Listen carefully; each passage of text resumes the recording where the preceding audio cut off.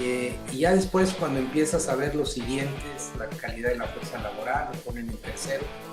Todo lo demás, que si condiciones impositivas, infraestructura, Estado de Derecho, es irrelevante. Es tan dominante la localización y el que tenemos, somos el país 9 en jóvenes en el planeta, mientras otros países, incluyendo China principalmente, crecieron 10 y 15%. Ahora, México sí puede generar un crecimiento alto, pero no está ni en la mente de la mayoría de los mexicanos, y al no estar en la mente de los mexicanos no se lo demandamos al gobierno. El gobierno responde a lo que nosotros queremos. Hola Héctor, buenas noches, ¿cómo estás? Bienvenidos a nuestro episodio número 143, un gran episodio por lo que se ve, ¿no? Así es, mi querido Juan, muy contentos, episodio 143, con un temazo, la verdad, y además con un invitado, Juan, que, híjole, qué carrera tan versátil, tan diversificada y además tan coherente con su personalidad, su forma de ver la vida. Tenemos a Salvador Alba, que ya le daremos la bienvenida en un momento más, y muy contentos, Juan, porque creo que en este episodio vamos a aprender muchas cosas muy interesantes desde la visión de Salvador, una visión disruptiva para México. ¿Cómo ves? Sí, la verdad es que grandes aprendizajes seguramente, ya nos contará, y pues yo creo que para no hacernos esperar más, vámonos Héctor.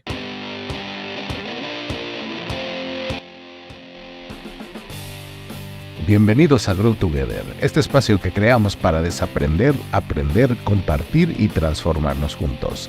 Bienvenidos a nuestra 11ª temporada. ¡Comenzamos! Buenas noches, bienvenidos a Grow Together en nuestro episodio 143, una visión disruptiva para México. Bienvenido Salvador y muchas gracias por aceptar la invitación de estar con nosotros.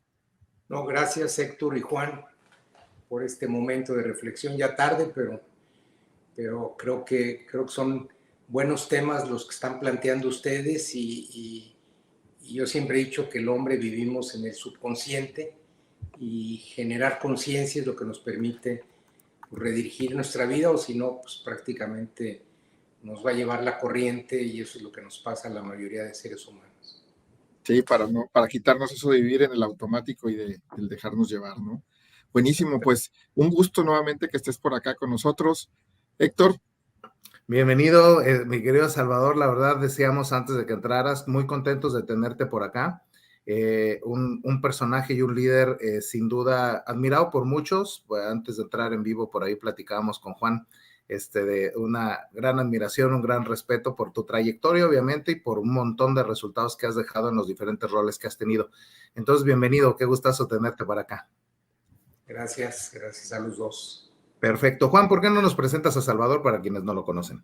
Sí, claro, para aquellos que no lo conocen, bueno, pues Salvador fue presidente del Tecnológico de Monterrey, donde lideró una profunda transformación en la que posicionó a la universidad como la número 1 privada en México y la número 28 a nivel mundial y número 4 en emprendimiento. Anteriormente fue presidente de América Latina en PepsiCo y miembro de su comité ejecutivo.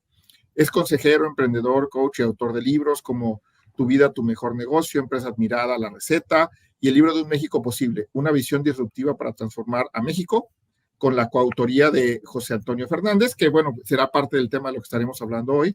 Y bueno, Salvador nos cuenta que tiene claro su propósito de vida, crear un mundo mejor a través de servir y amar a los demás, disfrutando cada momento del día con optimismo. Entonces, ese es Salvador, un gran invitado, una gran trayectoria. ¿Y por qué no empezamos a preguntarle, Héctor? Así es, así es. Y bueno, Salvador, la primera pregunta que hemos preparado, nos gustaría saber qué hace atractivo a México para el mundo, desde tu punto de vista, desde los foros donde te ha tocado estar. ¿Cómo ve el mundo a México? Mira, afortunadamente hay mucha información. Banco de México publicó en 2022 una encuesta internacional de qué hacía atractivo a México. ¿Y qué creen? Que lo número 1, la cercanía con Estados Unidos. Esa localización, posiblemente si tuvieras todos los países del mundo, el que tiene conexión con el mercado más grande y conexión para el mercado de Europa ya, pues el único que hay es México con esa posibilidad. Desgraciadamente el segundo elemento que nos ven atractivo es nivel de salarios bajos, y eso pues no necesariamente es Y ya después, cuando empiezas a ver los siguientes, la calidad de la fuerza laboral, lo ponen en tercero. Todo lo demás, que si condiciones impositivas, infraestructura, Estado de Derecho, es irrelevante. Es tan dominante la localización y el que tenemos, somos el país 9 en jóvenes en el planeta, la economía 16, pero tenemos una población muy joven, ese famoso bono demográfico que hoy los países desarrollados no lo tienen. Wow. Wow, es impresionante que México esté siendo visto de esa forma. No es raro, obviamente, por lo que nos comentas, pero me llama mucho la atención que, a final de cuentas, este último punto que nos compartes del bono demográfico, ciertamente en otros países hasta están pagando para que la gente se mude a ellos, ¿no? Para poder activar economía y otro tipo de complejidades. Y México, pues, digamos que tiene todavía una pirámide poblacional no tan invertida como quizá en el siglo pasado, pero nos marca una pauta en el que pues obviamente México puede tener un potencial de crecimiento extraordinario con estos puntos que nos pone sobre la mesa. ¿Qué te parece, Juan? Sí, yo creo que está muy claro, sobre todo el punto número 1. El del bono demográfico creo que es un punto a considerar por lo que ya comentan, de que hay otros países donde pues literal te quieren llevarte para allá y quieren esta fuerza joven, porque además no hay jóvenes y no hay niños y demás, ¿no? Entonces quieren que el país no se muera, por así decirlo, ¿no? Entonces, ¿cómo México podemos potenciar esto? Y eso me lleva a otra pregunta, Salvador, que creo que está muy de moda, y de hecho pues, hoy hablando de las cosas y mejoras que se quieren hacer por diversas situaciones, es cómo le hacemos para mejorar nuestras condiciones de trabajo, pero al mismo tiempo generar riqueza en el país, ¿no? O sea, que a veces pudiera parecer que está peleada una con otra. Oye, porque me va a costar más, entonces, ¿cómo le hago si me cuesta más para, pues, seguir generando utilidades y riqueza en el país? Mira, la primera es, y esto es importante, hay que olvidarnos de la palabra México. Y ustedes dirán, y tu audiencia, oye, no te entiendo. Sí, lo que pasa es que hoy se está urbanizando prácticamente el mundo, las fronteras están desapareciendo, pero se están dividiendo los países por actividad económica en forma dramática entre aquellos que se quedan todavía en una economía muy básica de agricultura, de materias primas, y esos países generalmente logran niveles de desarrollo para sus habitantes muy bajos, de $600 a $6,000 por habitante anual a dólares constantes. Y ahí está más de la mitad, 60% de la población del planeta. Después están los países que ya lograron entrar en manufactura, que ya tienen un mejor nivel de infraestructura, de Estado de Derecho, donde una parte de México está, y donde ya subes de $7,000 a $15,000 por habitante.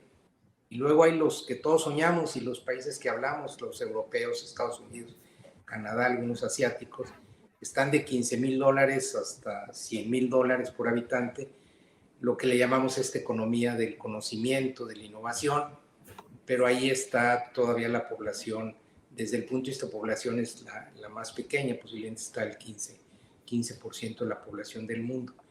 Y entonces hay que tener cuidado porque México, cuando lo ves a nivel mundial, tiene $10,000 promedio de ingreso por sus habitantes, pero la realidad es que todo el sureste, donde tenemos al 47% de la población, está abajo de $6,000 por habitante.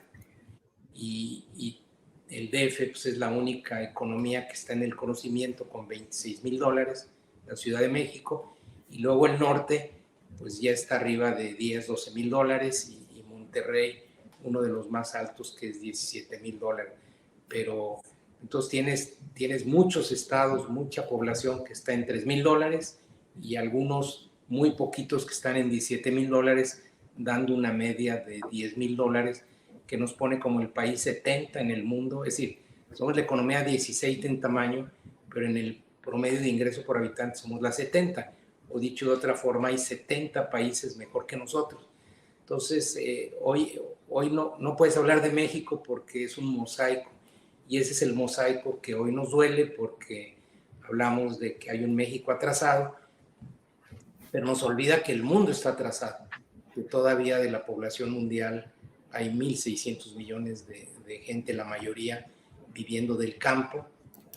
Gente que vive de manufactura son 800, 900 millones, y los que viven en la economía del conocimiento son 400 o 500, y servicios, pues sí es un porcentaje alto de población.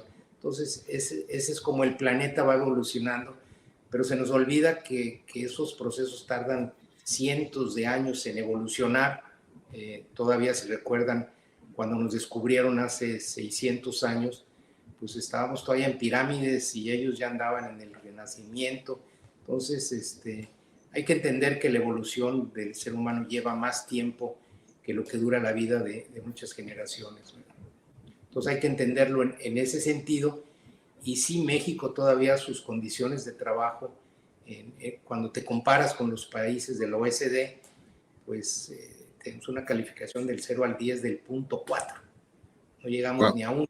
Claro, nos estamos comparando contra los mejores planetas, pero dicho de otra forma, las condiciones de vida de nuestra población en promedio en México es de las más bajas de estos países.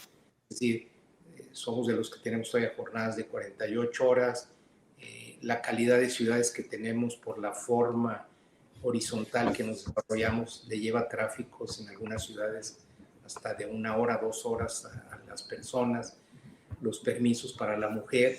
Es decir, recordemos también que el mundo fue evolucionando de esclavitud, estamos en un momento de libertad, pero algunos trabajos y salarios pues están todavía más cerca de condiciones que de libertad, ¿verdad? Sí, claro, como dices, la evolución de los países lleva tiempo, de las regiones, pero también ha habido países, como digo, que también hace 600 años llegaron y está hablando de Estados Unidos y hoy, o el mismo Canadá, y tienen algo mejor, ¿no? O sea, al menos están en ese nivel de economías de las que hablamos, y seguramente ahorita entraremos más en cómo le hacemos para generar esa riqueza como tal, que entiendo es irnos hacia esta economía del conocimiento, ¿no, Héctor? Sí, así es, y creo que cada país como que va seteando también su perspectiva, ¿no? De cómo se quiere posicionar. Hay países que le entran fuertemente desde la tecnología, por ejemplo, el día de hoy varios países están compitiendo en la carrera de la inteligencia artificial, ese es otro de los puntos. Algunos otros le apuestan fuertemente a la manufactura, a las cadenas de suministro, otros tantos a los recursos naturales. Y en el caso de México, pues ya ahorita Salvador nos iba dando pues varias perspectivas como punto de vista, pero me gustó eso que decías, Juan, ¿no? Hablando de una economía del conocimiento, ¿cómo estamos en México, Salvador, en relación a esta economía del conocimiento? ¿Y tú nos ves como país para crecer a doble dígito y seguirnos desarrollando ahí? ¿Cómo estamos? A ver, la respuesta es sí hay posibilidades, la probabilidad de que ocurra es muy baja. ¿Okay? México efectivamente migró en los últimos 25 años a esta manufactura en el norte del país, pero la realidad es que cuando vemos los crecimientos que hablamos del 5 o 6% en algunos estados, fue por migración, por movimientos migratorios del sur hacia los países, hacia el norte. Pero cuando tú ves el ingreso promedio de los mexicanos en los últimos 40 años en dólares constantes, ha sido cero. En los estados del norte ha sido del 1% anual, que es pues, prácticamente nada. Haz de cuenta Monterrey de 15,000 a 17,000 dólares. Lo que hemos hecho es traer personas con salarios más bajos hacia el norte, pero entre el crecimiento de esta población y los decrementos o los estados que no crecieron, México no ha crecido. Y ustedes, tú lo decías, Juan, México en el año, hace 27 años, era la economía 9 del mundo. China era la 10. Hoy China es la 2, está 8 veces más grande que México y México es la 16. No nos damos cuenta que hemos perdido de una posición de 8 a la 16. ¿Por qué? Porque crecimos 2% anual la población creció a esos ritmos, entonces no mejoramos la población. La brecha social se hizo enorme porque pues, el norte le fue mejor que al sur, entonces las brechas se dan. Entonces, mientras otros países, incluyendo China principalmente, crecieron 10 y 15%. Ahora, México sí puede generar un crecimiento alto, pero no está ni en la mente de la mayoría de los mexicanos, y al no estar en la mente de los mexicanos no se lo demandamos al gobierno. El gobierno responde a lo que nosotros queremos. Y hay dos motores, ya ustedes hablan de la economía del conocimiento, que es la educación de calidad, la meritocracia y el emprendimiento.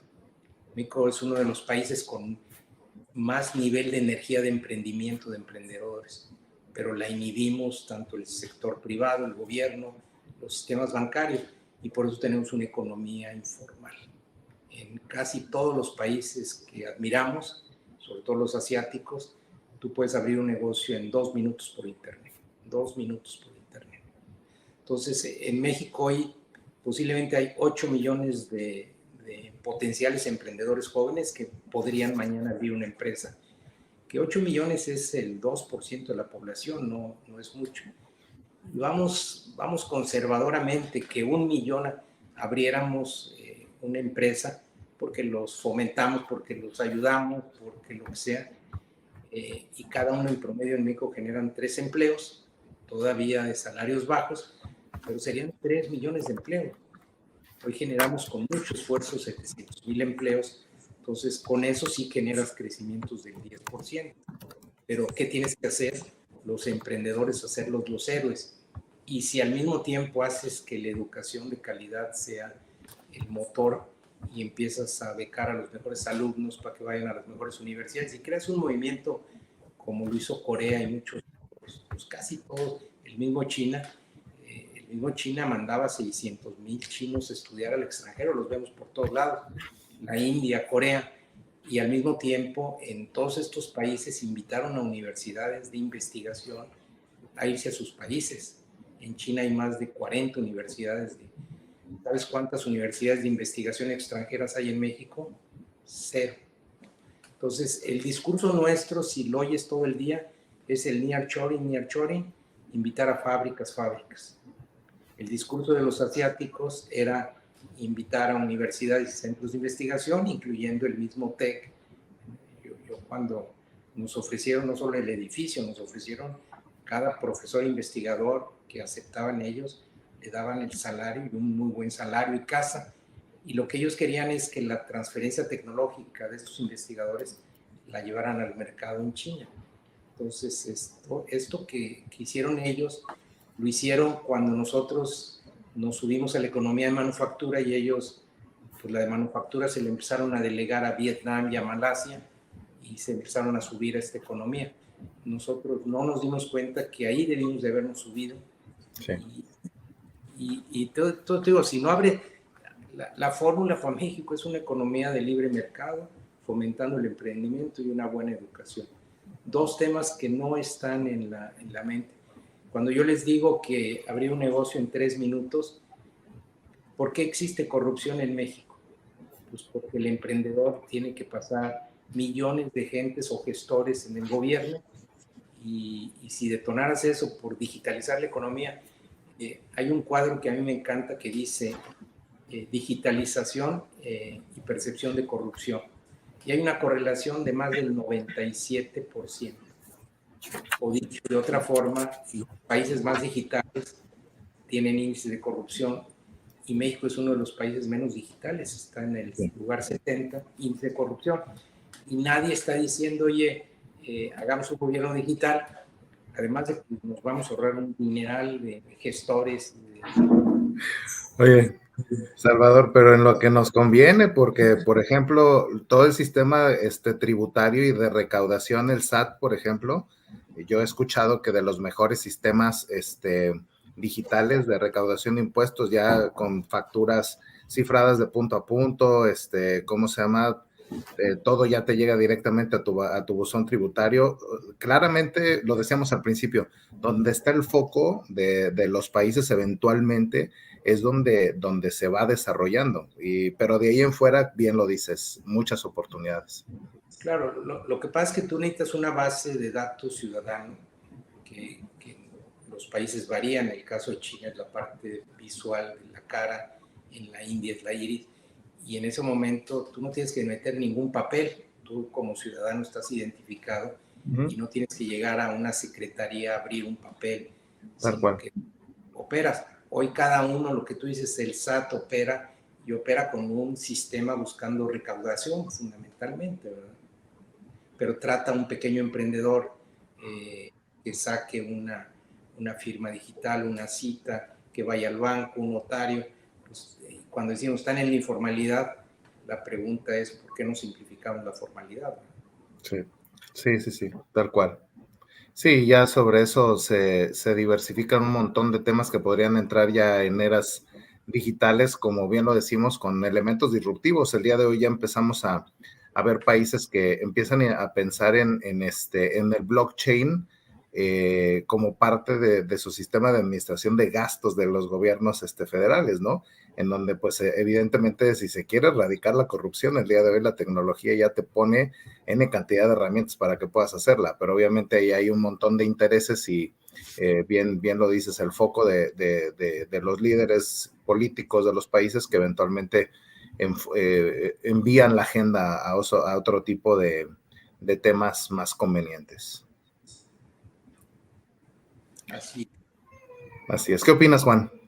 Fíjate que todo lo que decía Salvador y que comentabas tú ahorita que con el comentario, yo me acordé, o sea, hay muchos trámites y todo que ya están digitales, pero a mí me tocó al menos hacer un trámite hace unos 2 o 3 años, en plena pandemia, en una institución de gobierno, en la que tuve que ir de entrada tuve que ir a la localidad a hacer el trámite digital, ¿verdad? Entonces tuve que viajar en avión de Monterrey a esa localidad, y cuando llegué para hacer el trámite, dijeron, sí, pero tiene que hacer esto y meterse a esta página, y bueno, lo intenté desde mi computadora, no se pudo, ¿no? Por candados y demás. Lo intenté desde la computadora del hotel, tampoco se pudo. Lo intenté, busqué consultores y demás que nos estaban ayudando en el trámite, que lo hicieran, no se pudo. Dije, bueno, me voy a lanzar a la institución al día siguiente, ¿no? Pues esto pasó un día, tuve que pagar en un hotel, fui al día siguiente y, oye, es que no se puede, mire, en la papelería Café Internet que esté aquí al lado, ahí le ayudan, ¿no? Dije, ok, bueno, ya fui, y le dije, oye, ¿te haces este trámite? Sí, y ya les platiqué un poco esta historia y me dicen, no se preocupe, cuando tenga ese problema, venga con nosotros y aquí por módicos 100, 200, 300 pesos le hacemos el trámite. Ya, o sea, todo lo que tuvo que pasar, de que tuve que gastar obviamente hotel, avión, comida, ¿no? Que o sea, eso porque pues había atrás de mí una compañía que me respaldaba y que había que hacer un trámite.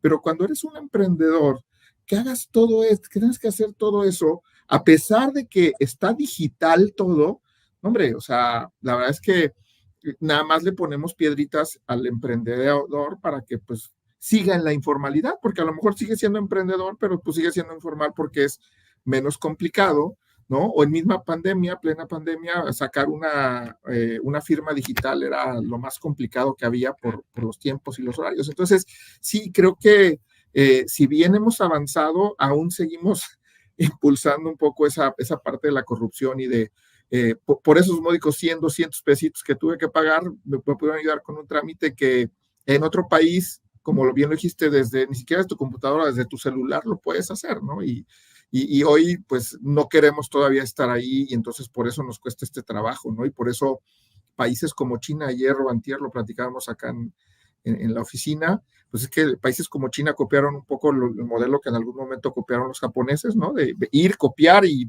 al principio era medio chafa lo que hacían, y hoy son productos mucho mejores y con mayores alcances y se han vuelto muy productivos y han mejorado mucho obviamente sus productos y por lo tanto la economía de su país.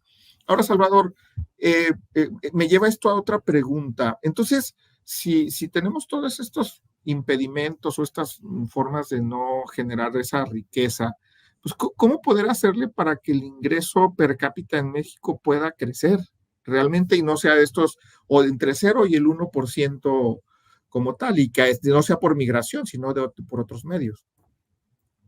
Mira, sí hay salidas también, no solamente impulsando el emprendimiento, que es el motor y la educación, sino que la solución tiene que ser a nivel ciudades. La urbanización en el mundo viene a una velocidad enorme y ahorita 60% viven en ciudades, pero esto va a aumentar a 70, 80%. Y la gente hoy elige vivir en ciudades, no elige vivir en países. Y las ciudades empiezan a tener vocaciones. Hay ciudades para retirados, hay ciudades para nómadas digitales, hay ciudades distintas o ciudades donde yo quiero hacer manufactura o ciudades de agricultura básica.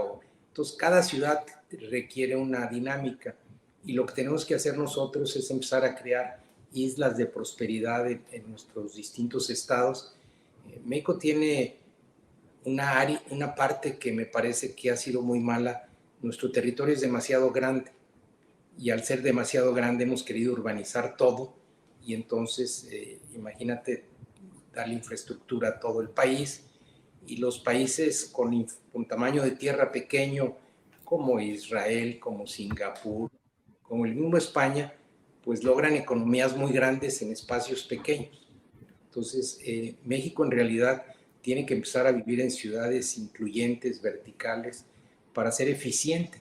Hoy nuestras ciudades es muy difícil darles seguridad, servicios, transporte, y tenemos otro elemento que algún día vamos a tener que pagar, que es impuestos prediales. Todos los estudiosos de los países que he visitado te dicen, oye, si no pagas prediales del orden del 2% del valor de la propiedad anualmente, no sostiene una ciudad, pues el gasto de mantenimiento. Y nosotros en promedio en el país está al 0.3%. Entonces, ¿qué hizo? Que como teníamos prediales muy bajos, pues hicimos manchas urbanas. La población en 30 años urbana creció 2 veces y las manchas las movimos 6 veces. ¿Qué pasa cuando creces la necesidad de servicios 6 veces y el pagador de impuestos crece 2 veces? El desastre urbano de México era predecible. Los sistemas de falta de seguridad, falta de servicios, contaminación, pero hoy dile a la gente que va a vivir vertical, que nos vamos a volver a agrupar, que vamos a vivir con parques y espacios pequeños. Es un cambio de paradigma que para muchos países pues, es su forma de vida desde hace 50 años. Para nosotros, la gente se acostumbró a estos espacios y se nos olvida que inclusive la Ciudad de México hace 50 años creaba las ciudades, los condominios estos que se creaban para la gente que daba servicios y después pareciera que con Infonavit nos equivocamos y llevamos casitas a campos agrícolas a 1 hora, 2 horas de la ciudad, ¿verdad? La calidad de vida la deterioramos. Entonces hoy México tiene que construir, mi percepción es que hay que construir ciudades nuevas, mucho más incluyentes y sostenibles, en donde podamos empezar a vivir en transporte público todos. Hoy la realidad es que esto se vuelve muy difícil, pero las grandes ciudades que admiramos, el pobre y el rico andan en transporte público, ¿verdad? Uh-huh. Entonces, todos esos cambios hacen que si ves a México como país, se vuelve muy complicado, pero si empiezas a crear ciudades nuevas, a veces se nos olvida, pero Cancún en 1970 no existía, hace 50 años. Posiblemente es la última ciudad que hicimos nueva y es una de las mejores marcas país que tenemos. Yo sí creo que México debe de empezar a construir nuevas ciudades más verticales y que atraigan talento del mundo, porque hoy el talento aún se está yendo. ¿Dónde quiere emigrar la gente? A los países de mejores salarios, de mejor calidad de vida. Entonces, ¿por qué no construimos esas ciudades para atraer talento de todo el mundo que viene con otro nivel de ingresos, que atrae a los centros de investigación? Se nos olvida que hoy la diferenciación es atraer el talento y el talento elige ciudades. Y las organizaciones de economía del conocimiento, estas organizaciones que crean las marcas y exportan a todo el mundo, pues están en islas de prosperidad. Vean Apple es la empresa más valiosa del mundo. el equivalente al Producto Interno Bruto de México de 3 veces.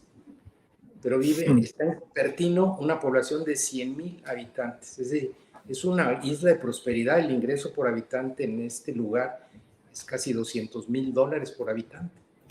Pero imagínense la derrama que haces desde una isla de estas.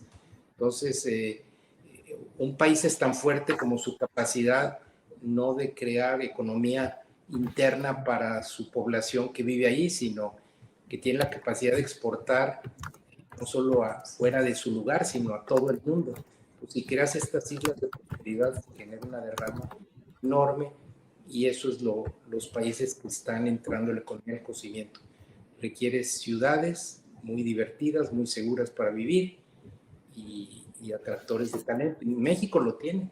México tiene amabilidad, tiene valores, tiene clima, tiene muchas cosas, y yo lo que digo, pero ¿por qué no se vienen los extranjeros en la velocidad que los nuestros quieren irse allá? Pues porque nuestras ciudades no están teniendo los atractivos. Hay que hacer ciudades sin chimeneas, y hoy todo el mundo quiere fábricas. Sí, claro. Creo que digo, tienes un buen punto, porque inclusive el modelo de Estados Unidos así es, ¿verdad? O sea, sí tiene obviamente ciudades grandes, pero tiene muchas ciudades que están especializadas en diversas cosas, ¿no? Entonces, eso hace que, inclusive, y la ciudad vive de eso, ¿no? De ese tipo de economía, y está especializada en eso. Y en México, pues, la realidad es que hay 3 ciudades grandes, ¿no? Es Ciudad de México, Monterrey y Guadalajara, y de ahí en fuera, todas las ciudades, pues, no son necesariamente con este nivel de especialidad, ¿verdad? En algún momento Guadalajara quiso hacer el nuevo Valle del Silicio y no le salió, porque se fueron a hacer manufactura, y cuando vieron que en otros países les salía más barato, pues se llevaron esas grandes fábricas a otros lados y se quedaron ahí, ¿no? Entonces, como bien dices, hay que cambiar la estrategia y el enfoque del país para lograr tener este crecimiento. Y aunado a esto, hay un comentario y pregunta de Hilda Martínez, si me ayudas, Héctor, donde nos pregunta Hilda, dice: Salvador, ¿cómo puedo preparar a mi hija para que pueda estar lista para este México disruptivo del que nos hablas? A ver, Hilda, en realidad lo que está pasando, Hilda, es que los jóvenes que se preparan bien, que están en muy buenas universidades, salen en México a buscar trabajo, y los trabajos en México son de capacidades de salarios medios bajos. Entonces, darte una idea, un ingeniero salido del TEC, pues hoy le pagan aquí promedios que 20,000 pesos mensuales. En los Estados Unidos le pagan 7 veces más, nomás por cruzar la frontera. Entonces, hoy, en la base de LinkedIn, que la pueden consultar, cuando ves dónde están los egresados del TEC, arriba de 30% no viven en México. Y si se pudieran ir, el 80% se irían. Entonces, si tú empiezas a preparar a muy buen nivel, pero los trabajos son de bajo nivel de manufactura básica, pues entonces estás creando un choque. Hoy México lo que está demandando es trabajos con skills y habilidades de competencias bajas, y esto es lo que hoy ha traído. Entonces, lo que hay que traer es centros de investigación para retener a nuestro talento, que México, además de tener bajos niveles de educación, es un exportador de talento. El prestigio del TEC, ¿saben por qué es? Porque a donde vamos en el mundo, todos tienen egresados del TEC. En Seattle, en Microsoft, el grupo más grande de egresados de universidades son del TEC. El grupo Exate. Entonces, pues desde la perspectiva de ellos, qué bueno, y el éxito que están teniendo. Pero desde la perspectiva de país, pues nosotros no lo estamos reteniendo, pero dirías, bueno, no lo retengamos, pero atraigamos también de otros países del mundo talento. Pues también la política migratoria de México tiene que ser más abierta a traer talento, ¿verdad? Entonces, las fórmulas son muy sencillas, pero no están. Hoy estamos discutiendo estos temas aquí, pero la mayoría de tu audiencia, estos temas no son del día a día, ni la discusión política, ni la discusión de casa. la gente en las encuestas cree que la educación de sus hijos en México es buena. Entonces, por lo tanto, ¿quién habla de educación en México en los últimos años? Nadie. ¿Quién habla ¿Quién habla de digitalizar?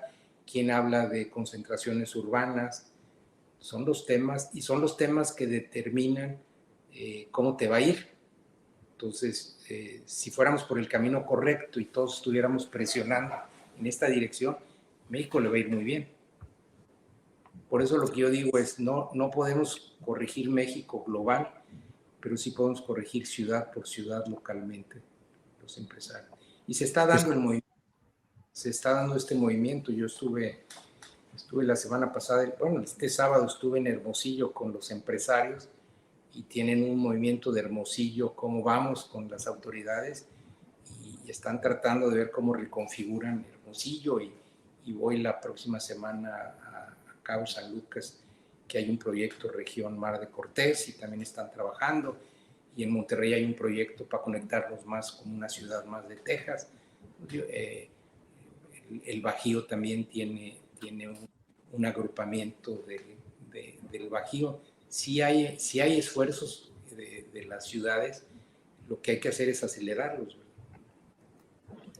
Sí, para que podamos llegar al ritmo que se requiere. Y frenar, y las ciudades grandes, sobre todo Guadalajara, Monterrey, estas ciudades, frenar mucho el crecimiento desmedido de fábricas, porque podemos duplicar sin problemas en la población, pero sin la infraestructura correcta, sin la ciudad correcta, pues vamos a duplicar la población, pero el ingreso por habitante va a subir poquito, más bien se va a mantener, y vamos a hacer muy difícil que los nómadas digitales y todos estos pues quieran venir a esta ciudad, ¿verdad?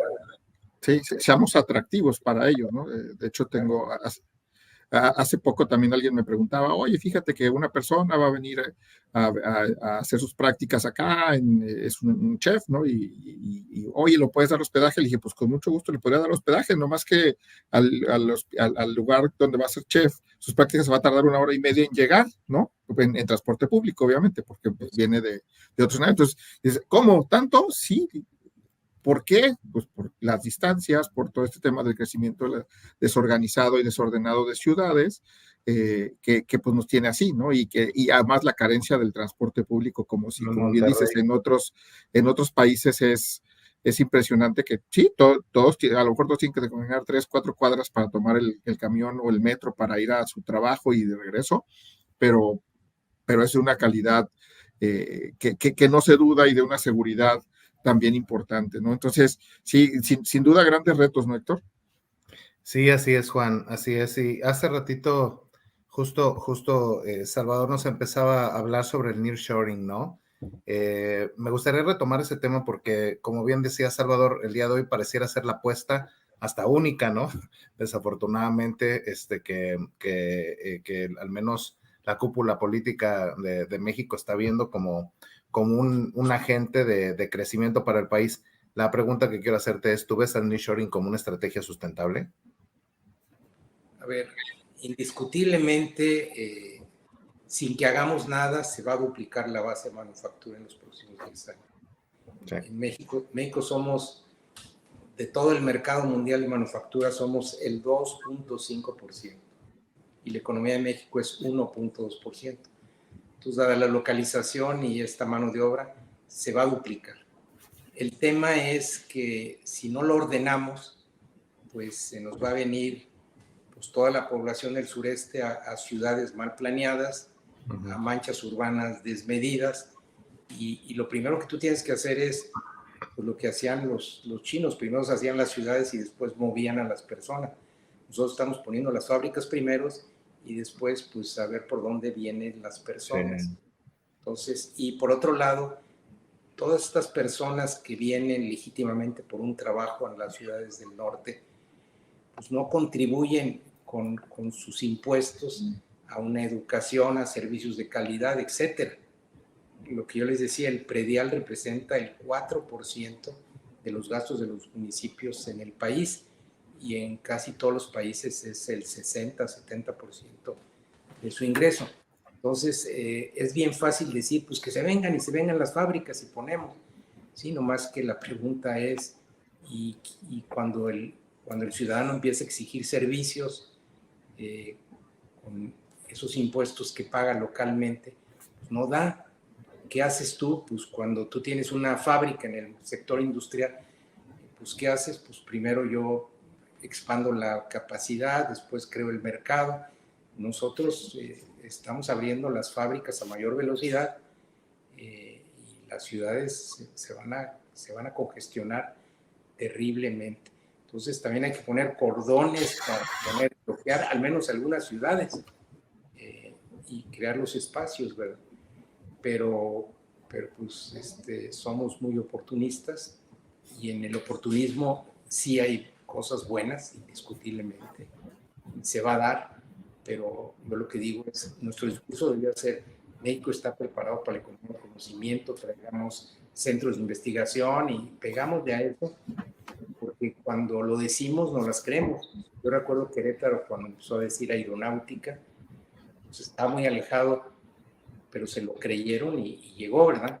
Entonces, sí. Ciudades como Guadalajara, Monterrey deben de hablar de nosotros somos atractores de emprendedores y nómadas y densificarlo el centro de la ciudad, hacerlo bonito, divertido, y vas a ver que le va a pasar como a la Ciudad de México, que están llegando extranjeros, pero la Ciudad de México tiene la ventaja que al no tener territorio, pues no le queda más que para arriba.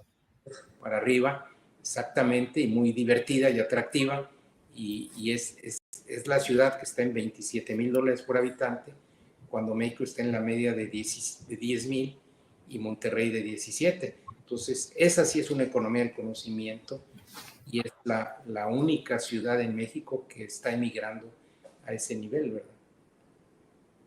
Sí, los grandes clústeres empresariales los tenemos sin duda en su mayoría en Ciudad de México, y eso eventualmente pues le va poniendo retos en infraestructura, en movilidad, en talento.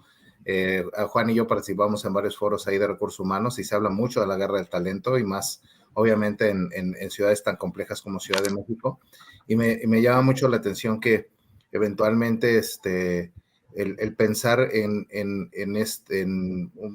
pues digamos, tú lo planteabas de dos formas, ¿no? Una forma que pudiera ser, bueno, eso yo lo digo, que el político proponga, pero tú nos decías otra, que es justamente que el pueblo exija, o sea, que la gente realmente ponga sobre la mesa cuáles son las necesidades, para poder desarrollarlo. Y me gustó el ejemplo que dabas de Querétaro también, Salvador, porque yo soy de allá. Y yo recuerdo cuando era chiquito, era un pueblo y prácticamente salía de casa de mis papás y se escuchaba y salían las vacas estos dando vueltas, literal, como te lo digo. Y ahora que regreso, yo vivo en Monterrey, tienes tu casa acá. Ahora cuando voy a Querétaro es impresionante lo que decías, la movilidad está impresionante.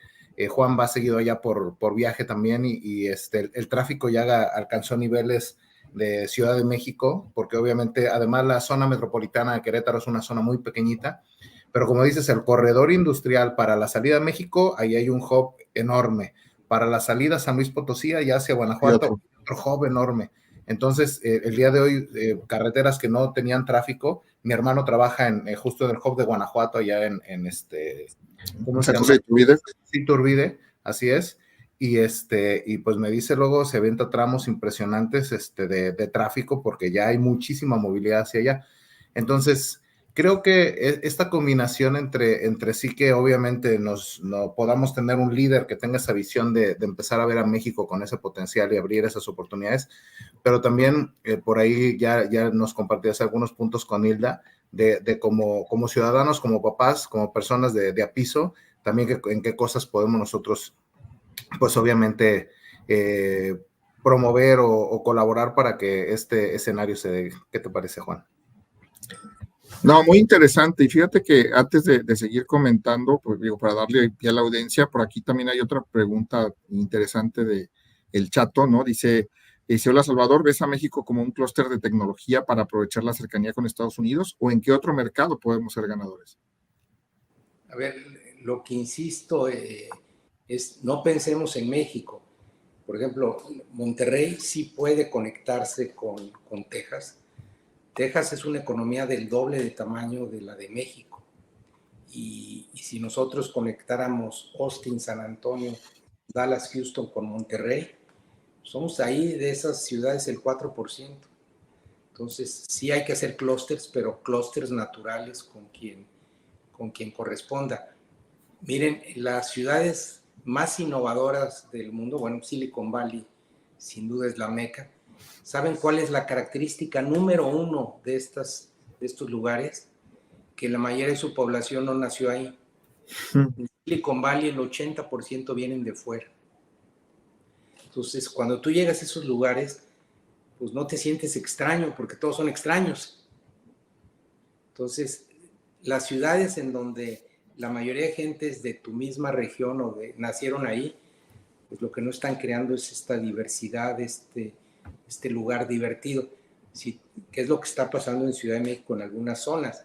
Que ya empiezas a ver alemanes, chinos, empiezas a ver todas nacionalidades, eso se vuelve muy atractivo y se vuelve un imán exponencial. Entonces, hoy lo que define a una ciudad es la capacidad de atraer talento. Y esto depende de que sea una ciudad divertida, amable, con buena calidad de vida. Y no requieres mucho espacio para vivir. Los espacios son la ciudad, los jardines, los parques. Nosotros todavía tenemos espacios muy grandes y esto pues hay que cambiarlo, porque yo prefiero calidad de vida a vivir a 1 hora y media. Sin duda. Claro. Pero recuerden, China pudo haber hecho el desarrollo pues, tipo México, a todo su territorio es mucho más grande que el de México, y decidieron construir 25 ciudades de 20 millones de habitantes, y crear parques, y además cuando urbanizas, fíjense, 10% urbanización mejora 30% los salarios. ¿Por qué la gente va a las ciudades? ¿Por qué se van? Sí, por oportunidades. Entonces, cuando tú tienes un país eminentemente pobre, si urbanizas, permites que la gente se integre a la ciudad, calidad de vida, porque compartimos parques públicos, la escuela, tú no puedes segregar al pobre de la escuela del de clase media. Entonces, la forma es de que vivan juntos. Y con el impuesto de la gente con mejor poder adquisitivo, se paga la escuela.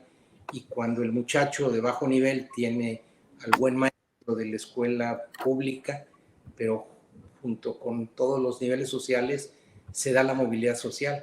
Si tú excluyes a esta gente y los profesores malos están en los pueblitos y pues estás creando esta brecha, entonces decimos que la educación es algo importante, sí, nomás que si la educación de mala calidad se la das a la gente pobre y la de buena calidad o la privada a otros, la brecha pues, va a seguir agudizándose.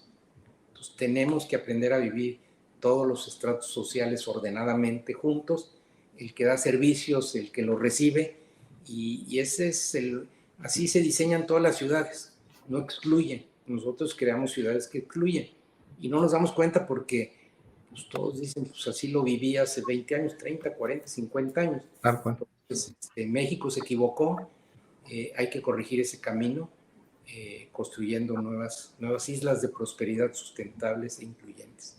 Ese sería, creo que el mensaje central y sin duda impulsar esta economía de libre mercado centrada en el emprendedor, en esta persona que puede darnos todos estos nuevos servicios que va a aparecer y sin duda México puede generar lo que yo les decía, 3 millones de empleos cada año, y eso va a generar más y mejores empleos. Y entramos en un círculo que hoy nadie se lo cree. Nadie cree que México tiene esa solución porque no estamos ni trabajando en esa dirección. Sin duda. Así es. Sí, así es. Creo que nos pones varios puntos para reflexionar. Obviamente en la audiencia tenemos, pues yo te diría, gente de todo, ¿no? Desde pequeños emprendedores, gente que pues está como líderes de recursos humanos o de diferentes áreas en las organizaciones, y está muy bien que podamos poner estos puntos sobre la mesa, porque digamos es de lo macro a lo micro y de lo micro a lo macro.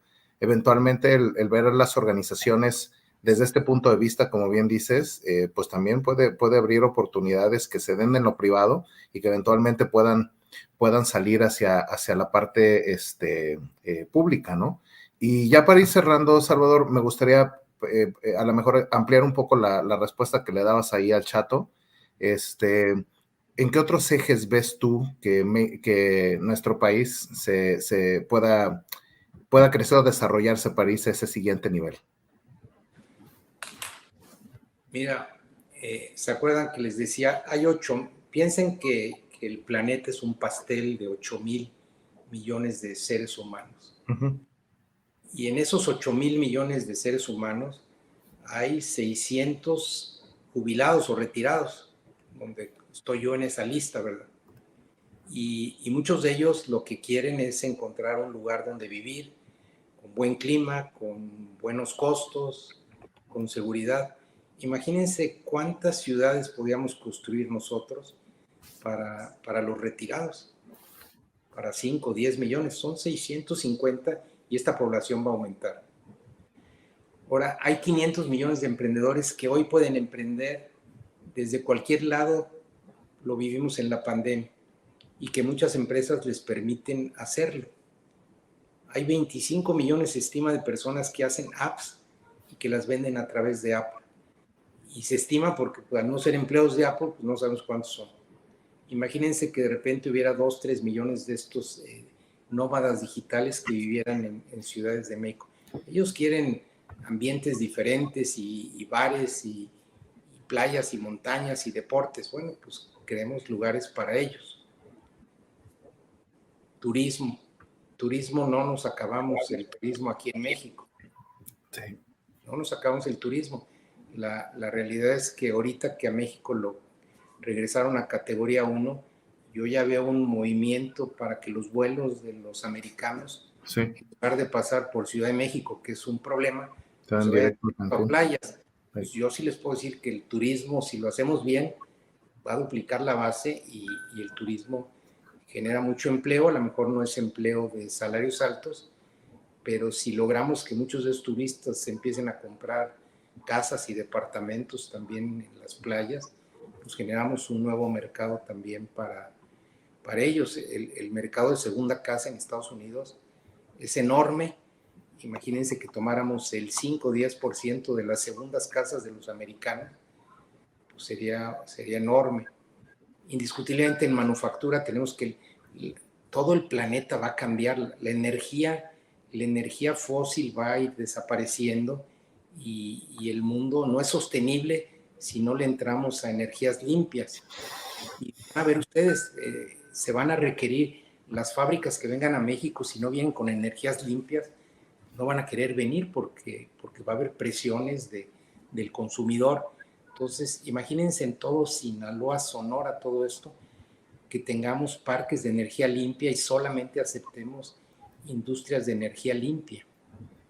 Entonces, lo que yo digo es que la imaginación de lo que podemos hacer es enorme, pero dado que el mundo va a generar, se estima que en los siguientes 5 años se van a generar 15 trillones de dólares de cosas nuevas, que para darse idea de la magnitud, la audiencia equivale a 15 Méxicos.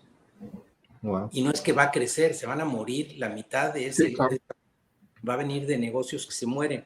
Bueno, entremos a esa economía nueva que viene con nuevas formas de energía, que va a venir indiscutiblemente aquí o a donde la ofrezcamos, pero podemos entrar a esos lugares y también necesitamos empezar a crear marcas, porque el que se lleva la lana, el verdadero dinero, es el dueño de la marca.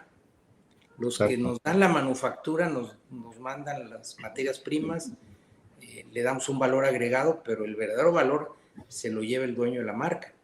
Vean Corea. Corea antes era manufactura y hoy tiene Samsung, Kia, y ahora ellos son los que nos mandan fabricar a todos lados. Entonces, imagínense que México empieza a tener marcas y empieza a fabricar en todo el mundo. Tenemos pocas empresas con marcas mexicanas globalizadas. Sí. Bimbo sin duda es una, Corona, las cervezas. Entonces, ¿cómo empezamos a tener marcas que generen la economía y el bienestar a los mexicanos? y que tengan esa capacidad de venderse en todo el mundo. Esa es la economía del conocimiento. Eso es traer las casas para que aquí vivan los potenciales Steve Jobs, Jeff Bezos, Elon Musk. Estas gentes crearon empresas que superan la imaginación humana y están contribuyendo al país donde nacieron. Sin duda. Y lo hicieron a la edad de 20 años, 30 años, ¿verdad? Entonces, esa juventud es la que hay que sembrarle, porque el futuro nuestro es cómo hacemos que esta juventud tenga estas posibilidades. Es una tierra, lo que hoy tenemos es una tierra, pero la tierra no vale nada, lo que les decía. Uh-huh. La tierra hoy, si tú ves el planeta en la noche, estas fotos aéreas, lo que está iluminado es Europa, algunos puntos de Asia y Estados Unidos, pero toda la tierra está vacía. Entonces, hoy lo importante es el talento, y el que tenga el talento es el que se va a llevar esta nueva economía. Y el talento viene a ciudades, y las ciudades hay que construirlas nuevas. Buenísimo. Perfecto, ¿no? Pues la verdad es que nos dejas muy, muy buenos aprendizajes, Salvador. De verdad, muchísimas gracias por estar acá. Pero todavía no nos despedimos. Por ahí Juan nos tiene una sorpresa y me gustaría, Juan, darte la palabra ahí para que nos platiques una noticia muy padre que nos quieras compartir, ¿no? Sí, fíjate que estábamos viendo y comentando un poco con Salvador que estás escribiendo o que está por salir un nuevo libro tuyo. Cuéntanos un poquito más, Salvador, así que para ya cerrar la conversación tan interesante. Mira, siempre hablamos nosotros de oportunidades de cambio en la humanidad. ¿Sabes? Lo único que no cambia y que cuesta trabajo cambiar somos los humanos, los seres humanos. Sí, totalmente. Y hoy hay una carencia de líderes en el mundo para dirigir lo que está sucediendo, al grado de que ya desde hace buen tiempo en las encuestas del Foro Económico de Davos decían, estos son los retos de la humanidad, y uno de ellos es que no hay líderes para enfrentar los retos de la humanidad. Y yo lo que me di cuenta estando casi 10 años en el TEC y ahora que salgo y que estoy en consejos de administración y mentoreando gente, es que los líderes quedamos con líderes muy jerárquicos, líderes que se sienten dioses autoritarios, sí, que hacen organizaciones lentas, que se van a morir. Porque hoy el reto nuestro es cómo crear organizaciones ágiles, empoderadas, que movilicen personas para lograr objetivos y transformaciones. Y los líderes no están en eso. Entonces, cuando yo empiezo a ver a qué se dedican los líderes, y gente conocida en mía, y empresarios, a qué se dedican sus días, pues están dedicando a operar, lo que dicen, estoy operando. Y entonces yo dije, bueno, ¿y quién está viendo, anticipándose al futuro? ¿Quién está viendo esta capacidad de atraer y desarrollar talento y crear organizaciones ágiles? ¿Quién está dedicado a crear esa cultura que empodera a la organización y entusiasma y atrae talento? Y cuando yo le pregunto a la gente, ¿cuánto tiempo le dedicas a esto? Me dice, híjoles, 10%, 15%. Sí, qué triste. Y lo vemos en los políticos, muchos de ellos lo vemos visualmente, 0% le dedican eso. Entonces yo digo, a ver, mi tesis es que si un líder no le dedica más de 50, 70% del tiempo a eso y todo lo demás lo puede delegar, pero ¿qué delegas? Pues si tengo el talento correcto, la organización correcta, la cultura correcta, puedo delegar. Pero hoy le pedimos a un líder que se dedique a esto cuando en realidad lo premiamos por un buen manejo operativo, pero arriba no le estás pidiendo eso, le estás pidiendo otra gestión. Y entonces leía yo inclusive de que la velocidad con que están corriendo a CEOs en el mundo es enorme, va exponencial, porque no está pudiendo responder a la velocidad de cambio que quiere. Entonces el libro se llama Lo que un líder no debe delegar. 3 cosas: anticipar el futuro, atraer, desarrollar talento y modelar la cultura. Yo creo que ya está para irse a imprenta en unos días y espero para noviembre, diciembre, enero estar en librerías. Esperemos que sea un buen regalo de Navidad para algunos, que lo queramos leer y que te queramos captar más conocimiento del que hoy nos has compartido. Muchísimas gracias, Salvador, por estos, pues prácticamente se ha ido una hora prácticamente de conversación. Muchas gracias por estar con nosotros. Y nosotros, digo, no me acuerdo si te lo dijimos, pero tenemos una bonita costumbre de hacer un pequeño resumen del episodio. ¿Nos vamos allá, Héctor? Vamos con el resumen. Y bueno, amigos, ya para cerrar el episodio 143 de Una Visión Disruptiva para México, que como invitado Salvador Alba, pues nos platicó muchas cosas, ¿no? Lo que más resalto o lo que me resultaría en este resumen es ¿qué hace atractivo a México? Pues obviamente la cercanía con Estados Unidos, las conexiones que se tiene, el nivel de salarios que es bajo, lamentablemente, la calidad de la fuerza laboral, pero sobre todo el bono demográfico. Somos un país de jóvenes, es el número 9 perdón, más jóvenes del planeta. Tenemos que mejorar las condiciones y el trabajo de trabajo y la riqueza. Para eso tenemos que olvidarnos de México y empezar a crear ciudades, infraestructura a través de ciudades que permitan que estas ciudades vayan creciendo, se vayan especializando y vayan generando mejores cosas. Este desarrollo no es de la noche a la mañana, tiene que tener una estrategia y un desarrollo que lleva años, ¿no? Hoy, en la evaluación de la OCDE, pues tenemos una evaluación del 0 al 10 de 0.4 como un país que puede generar esto. Y esto no lo lograremos, nos decía Salvador, más que a través de generar esta economía del conocimiento, a través de una educación de calidad, ahora sí que la meritocracia y el emprendimiento. Hay posibilidades de hacerlo, sí, sin embargo, pues con nuestro crecimiento anual y como lo estamos haciendo hasta hoy, tenemos que empezar a desaprender y a empezarlo a hacer de una manera diferente. ¿Por qué? Porque hoy no está en nuestra mente, la economía informal pues no ayuda, las condiciones. Y algo que nos decía Salvador que podemos hacer es invitar a universidades extranjeras en México. ¿Para qué? Para que nos transfieran el conocimiento y no es solo seamos un exportador de talento como lo somos, porque hay mucho talento en México, nos decía Salvador. Y además, pues, generar una economía de libre mercado. Y nos decía Salvador también, esto también tiene que ver porque pues México es uno de los países menos digitales y por lo tanto, pues, que menos ágiles en muchas cosas. Tenemos que crecer el ingreso per cápita. ¿Cómo? Como este tema de urbanizar y especializar ciudades. La gente quiere vivir en ciudades, no necesariamente en países, y al especializarlas, pues poder generar un cierto expertise y no crecer todo en las 2 o 3 ciudades principales de México. Tenemos que crear islas de prosperidad, ciudades nuevas, excluyentes y sostenibles. Esto a través de que las ciudades mejoren su seguridad, sus servicios, la diversión, el transporte, y pues también a través de la recaudación, como es el impuesto predial, que Salvador nos comentaba que en México es del 0.3%, cuando en otros países es el 2%, ¿no? ¿Para qué? Para tener organizaciones de ciudades más verticales, poder atraer el talento, porque el talento elige ciudades y lo elige a través de pues, una mejor remuneración y una calidad de vida. Traer estos centros de investigación también nos va a ayudar, pero también tenemos que mejorar nuestra política migratoria, por eso tenemos que buscar y traer ese talento que nos venga a compartir y frenar el crecimiento desmedido de fábricas en ciudades como Monterrey y Guadalajara, que no ha sido con el orden adecuado. El nearshoring nos puede ayudar, sin duda nos puede ayudar a duplicar la manufactura en México, pero hay que generarlo con orden. Primero generar la ciudad y luego la fábrica, lo hacemos al revés, ¿no? Primero traemos normalmente la fábrica a la misma ciudad. ¿Por qué? Porque aprovechamos la oportunidad. Alguien preguntaba, Hilda preguntaba, oye, ¿cómo le hacemos para nuestros hijos y demás, para crear un mejor México y un México disruptivo? Pues es a través de traer estos clústeres naturales y no pensar como México otra vez, pensar como ciudades, como regiones que nos permitan hacer negocios, que nos permitan esta economía del conocimiento, porque, y esto nos va a ayudar a ser como en algún momento lo es el Silicon Valley, ¿no? Que nos decía Salvador, pues el 80% de la gente que vive en el Silicon Valley es gente que no es de ahí. ¿Por qué? Y entonces eso te ayuda a generar y aprender cosas diferentes y a relacionarte con gente diferente y aprender cosas diferentes.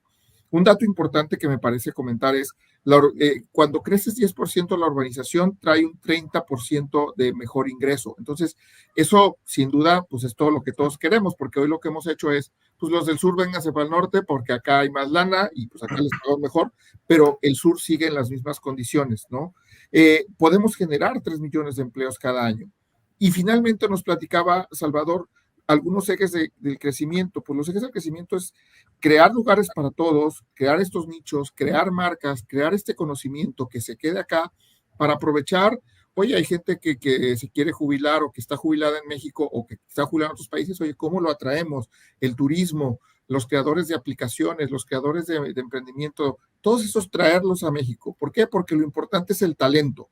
Y el talento lo único que va a venir es a través de crear líderes y organizaciones ágiles y empoderadas. Y finalmente, sin demeritar, esperen entre noviembre y diciembre el nuevo libro de Salvador, que se trata de lo que un líder no debe delegar y tiene que ver con cómo nos movemos de ser unos líderes que solo o que nos la pasamos operando a ser líderes que realmente creamos las condiciones que necesitan las organizaciones para el futuro. Con esto termino mi resumen. Muchísimas gracias nuevamente, Salvador, por estar acá con nosotros, por compartir. Mucho éxito con el libro, que pues seguramente iremos a comprar. Héctor y yo somos asiduos lectores, entonces iremos a comprar ahí en los meses de noviembre y diciembre. Inmediatamente. Ahí luego te buscamos para que nos lo firmes. Interesante resumen hiciste. Yo no te vi apuntando, pero que Sí estaba apuntando. Sí, lo superaste mis expectativas. 10 de calificación. Muchas gracias, Salvador. Viniendo de ti es un gran halago. Sin duda, sin duda. Bien, queridos amigos, y no se olviden de compartir, darle like, y obviamente seguirnos en todas las redes sociales. Encontrarán también este episodio en Spotify. Y pues muchas gracias, mi querido Salvador, por estar nuevamente esta noche con nosotros. Pasen buenas noches y que haya éxito. ¿Y bien? ¿Qué vas a hacer por ti? Te recuerdo que estamos en redes sociales. Síguenos en GrowTogetherMX y GrowTogetherMX en Instagram. Síguenos, dale like y comenta.